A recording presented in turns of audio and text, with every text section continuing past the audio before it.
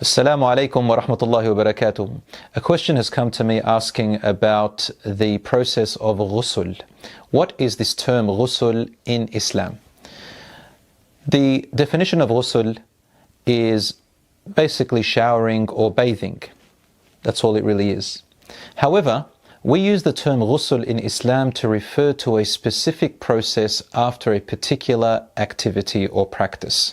And they are two main activities and practices. Number one, when a person has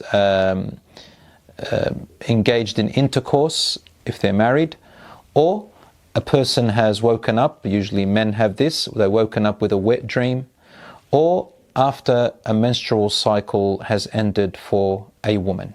Then you do a process called ghusl, which means showering or bathing, before you will be allowed to recommence praying salat.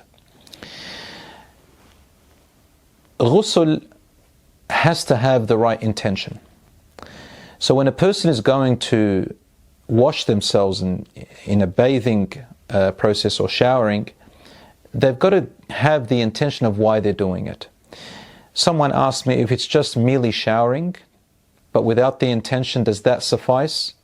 According to the majority of scholars, no, it does not suffice, and it is safer to go with the intention. But the intention is really nothing. It's merely an intention in the heart, that you're going to wash yourself in order to become spiritually clean, in order to go back and pray your salat and so on, other acts of worship which otherwise you couldn't have done.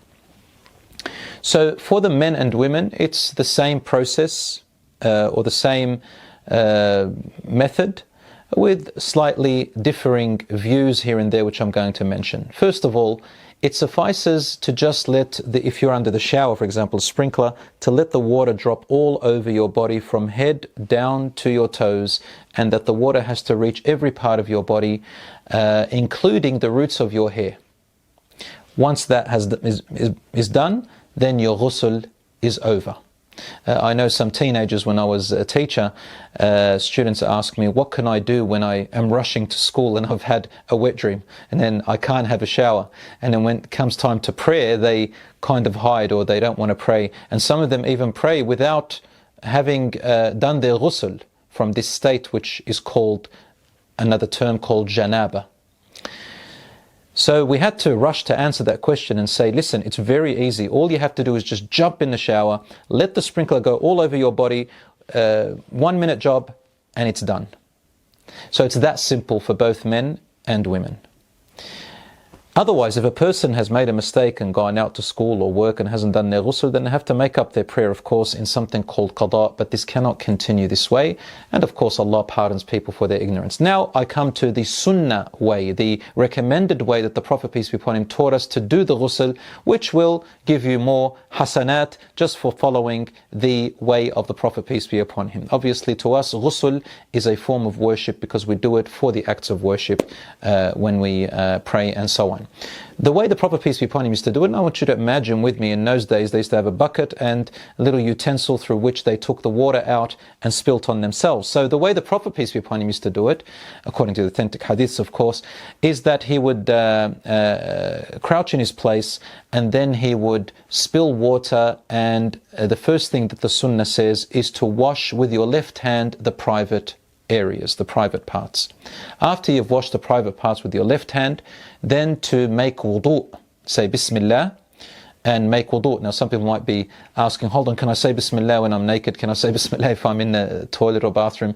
I say to you, yes, you can say Bismillah, but it is better to say Bismillah before you take your clothes off or before you enter, and that would suffice, inshallah. And if you don't feel comfortable saying, you don't have to say Bismillah. The point is, make wudu per normal. The Prophet, peace be upon him, is to make wudu and leave his feet to the end. Why? Because of where he is standing and where the water ends up spilling, because there will be dirty water around his feet, and he would leave it to the end. But for us, just under the shower, the sunnah is to make wudu fully, and then wash your head along with your hair to the roots of your scalp 3 times.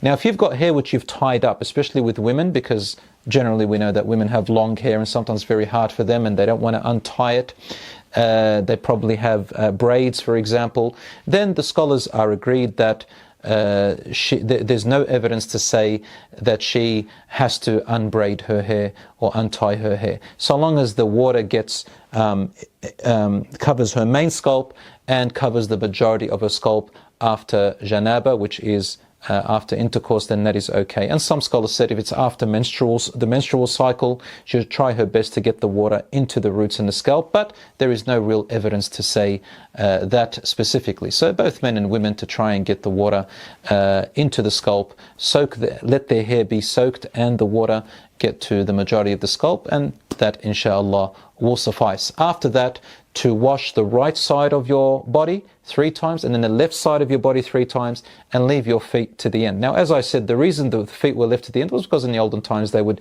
be sitting or standing, crouching in one place. So the Prophet, peace be upon him, left his feet to the end in order to wash off all the residual and the water that had spilt down. But for us, I think you understand, for those of you who have showers and sprinklers, just having the water drop on you is enough. Now, last question, do you have to make wudu in ghusl, or does ghusl suffice and cover your wudu as well? Is it a package or all together, or do you have to do them separate? The correct view, brothers and sisters, is, and the safest one, is to also make wudu.